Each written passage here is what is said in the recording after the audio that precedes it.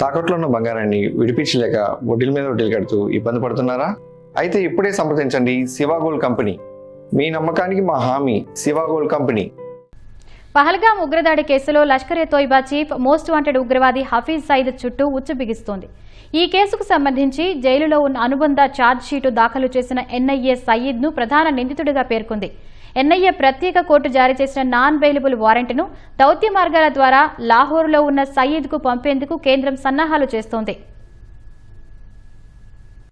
గతేడాది పహల్గాంలో జరిగిన ఉగ్రదాడి కేసులో లష్కర్-ఎ-తోయిబా చీఫ్ మోస్ట్ వాంటెడ్ ఉగ్రవాది హఫీజ్ సయీద్ను ప్రధాన నిందితుడిగా జాతీయ దర్యాప్తు సంస్థ ఎన్ఐఏ పేర్కొంది. జులైలో ఈ మేరకు జమ్మూ ఎన్ఐఏ ప్రత్యేక కోర్టులో అనుబంధ ఛార్జిషీట్ దాఖలు చేసింది. లష్కర్-ఎ-తోయిబా ది రెసిస్టెన్స్ ఫ్రంట్ కీలక నేతగా వ్యవహరిస్తూ భారత్పై యుద్ధానికి కుట్ర చేశాడని ఎన్ఐఏ ఆరోపించింది. ఈ నేపథ్యంలో ప్రత్యేక ఎన్ఐఏ కోర్టు హఫీజ్ సయీద్కు నాన్ బెయిలబుల్ వారెంట్ జారీ చేసింది. ఈ సమన్లను విదేశీ వ్యవహారాల శాఖ ద్వారా లాహోర్లోని సయీద్కు పంపేందుకు కేంద్రం సన్నాహాలు చేస్తోంది. కేంద్ర హోం, విదేశాంగ శాఖల సమన్వయంతో ఇస్లామాబాద్లోని భారత హైకమిషన్ ద్వారా పాకిస్తాన్ విదేశాంగ శాఖకు ఈ సమన్లు అందజేయనుంది. దౌత్యపరమైన సమన్లు అందుకున్నాక కూడా హఫీజ్ సయీద్ కోర్టుకు హాజరు కాకపోతే కొత్త క్రిమినల్ చట్టం భారతీయ నాగరిక సురక్షా సంహిత బిఎన్ఎస్ఎస్ కింద సయీద్ను ప్రకటిత నేరస్తుడిగా పేర్కొనే అవకాశముంది. బిఎన్ఎస్ఎస్ సెక్షన్ 356 ప్రకారం నిందితుడు విదేశాల్లో ఉన్నప్పటికీ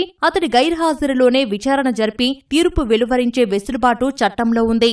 సయీద్ దోషిగా తేలితే భవిష్యత్తులో భారత్కు తీసుకువచ్చినప్పుడు ఎలాంటి అదనపు విచారణ లేకుండా శిక్ష అమలు చేయడానికి వీలుంటుంది.